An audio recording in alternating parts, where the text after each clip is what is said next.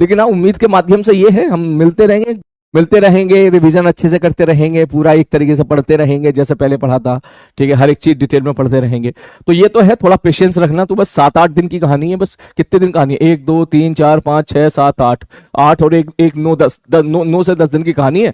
तो 9 से 10 दिन में तेरी मैकेनिक्स बढ़िया हो जाएगी, इससे अच्छी और क्या बात है ना? तो मेरे हिसाब से पेशेंस रखो और उम्मीद को फॉलो करो। ठीक है, क्योंकि ये चीज ऐसी रहेगी ना कि हम लोग डेली मिलेंगे, है ना?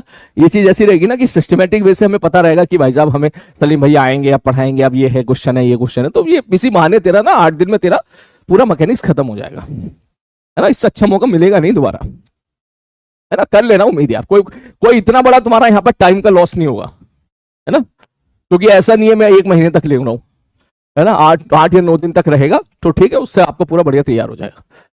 ठीक है, तो अपन वहां पे उम्मीद पे ही खत्म करेंगे।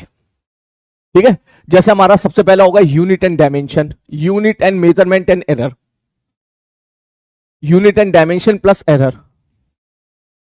ठीक है, उसके बाद जाएगा 1 डायमेंशन, फिर जाएगा 2 डायमेंशन, फिर जाएगा एनएलएम प्लस फ्रिक्शन। भाई मेरे खाते में क्या आए हुए हैं? ठीक है, फिर आएगा सर्कुलर मोशन। अगर हेल्थ वेल्थ सब बढ़िया रही तो सब ये रोजाना क्लास चलेगी इनकी।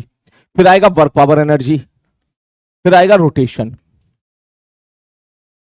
सॉरी सेंटर ऑफ मास, और फिर आएगा रोटेशन।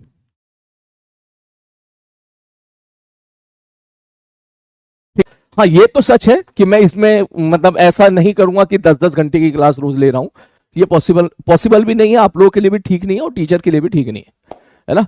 तो मेरा जो आइडियल टाइम रहेगा, जो मैंने सोचा है, वो 6 to 7 आवर सोचा है पर मेरे हिसाब से इतना टाइम सफिशिएंट है। ठीक है, और वैसे भी यार आपको अगर मैं सपोज एक दिन में अगर मैं 10 घंटे 12 घंटे मैं केवल इसी में ही इन्वॉल्व कर दूं आपको, तो इससे आपका वो फायदा तो नहीं है। वो फायदा इसलिए नहीं है क्योंकि जब तक आप क्वेश्चन प्रैक्टिस नहीं करोगे खुद से, जब तक आप खुद से सवाल नहीं लगाओगे, ठीक है, जब तक जाहिर सी बात है कुछ नहीं होने वाला। या आई थिंक आप सब लोग जानते हो, सब मैच्योर हो, आप इस चीज को समझते हो कि केवल लेक्चर देखने से कुछ नहीं होता है। क्वेश्चन को भी प्रैक्टिस करनी पड़ती है, पीवाईक्यू लगाने पड़ते हैं आप लोगों के लिए, मेंस के पीवाईक्यू भी लगाने पड़ेंगे आपको, कुछ कुछ एडवांस के पीवाईक्यू भी लगाने खुद से लगाने पड़ेंगे। ये नहीं कि मास्टर लगा रहा है और हम देख रहे हैं, खुद से लगाने पड़ेंगे। तो आई थिंक 6 से 7 घंटे का टाइम काफी है, क्योंकि 7 घंटे मान के चलो आपने यहाँ इन्वेस्ट कर दिए, 7 घंटे आप सो लिए, 14 आवर हो गया, और उसके बाद जो है 2-3 घंटा आपके रेगुलर टाइम में जो जाते हैं 17 हो गया। उसके बाद आप घर पे जाकर 4-5 घंटे पढ़ लिए और 4-5 घंटे आपने बाकी सब्जेक्ट में निकाल दिए। ठीक है, तो ये बेसिकली पॉसिबल, जो मुझे लगता है आपके लिए यही पॉसिबल रहेगा, क्योंकि ऐसा तो नहीं होगा ना कि अगर हमारी जो है फिजिक्स चल रही है, तकरीबन चलेगी, मान के चलो ये कम से कम 10-20-25 दिनों तक फिजिक्स चलेगी। ठीक है, 25 दिनों तक अगर फिजिक्स चलेगी तो 25 दिनों तक आप केमिस्ट्री को उठाओगे ही नहीं, है ना? बायोलॉजी को तो पढ़ोगे ही नहीं, ऐसा तो नहीं होगा ना? ऐसा कर लो तो बहुत बड़े बेवकूफ हो।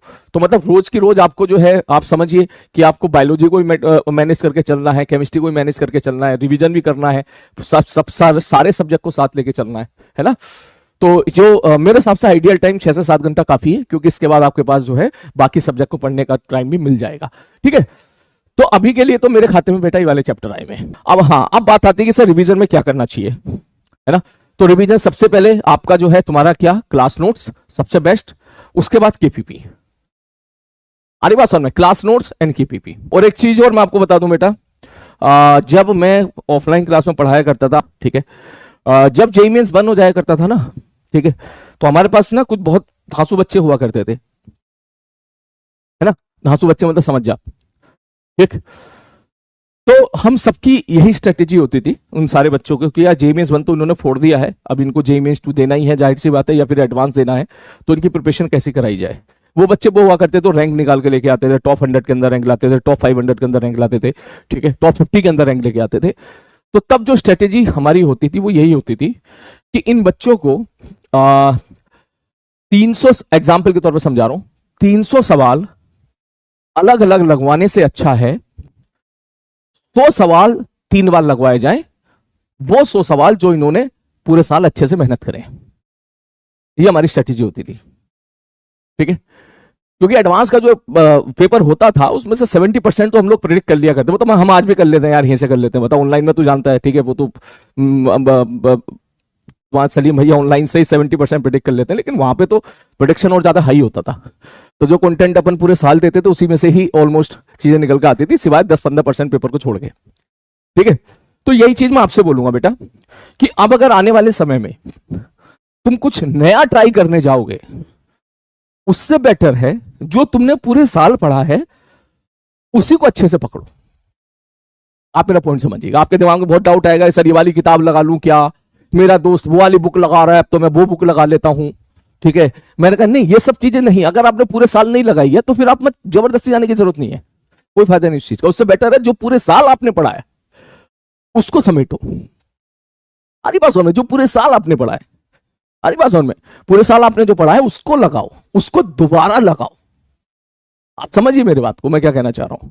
नोट्स आपने बनाए हैं, उसके सारे क्वेश्चन को 2 बार 3 बार 4 बार लगाओ।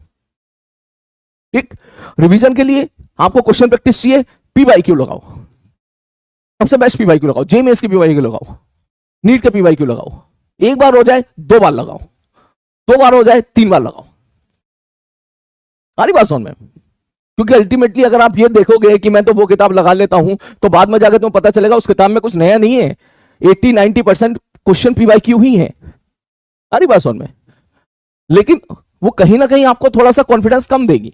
वही कंटेंट अगर आप दोबारा लगाओगे जो आपने पूरे साल लगाया तो आपका कॉन्फिडेंस बढ़ेगा। अब ये नहीं कि तू सिंगेज लेके बैठ जा भी कि मैं तो ये लगा, ये नहीं कि मैं तो एचसीबी की पूरी एक्सरसाइज सॉल्व करने बैठूंगा, ये लेके बैठ जा भी, ये सब अब मत करना। अब वो टाइम जा चुका है, अब आप सेलेक्टेड चीजें करो क्योंकि आपके पास समय नहीं है उतना। ठीक है।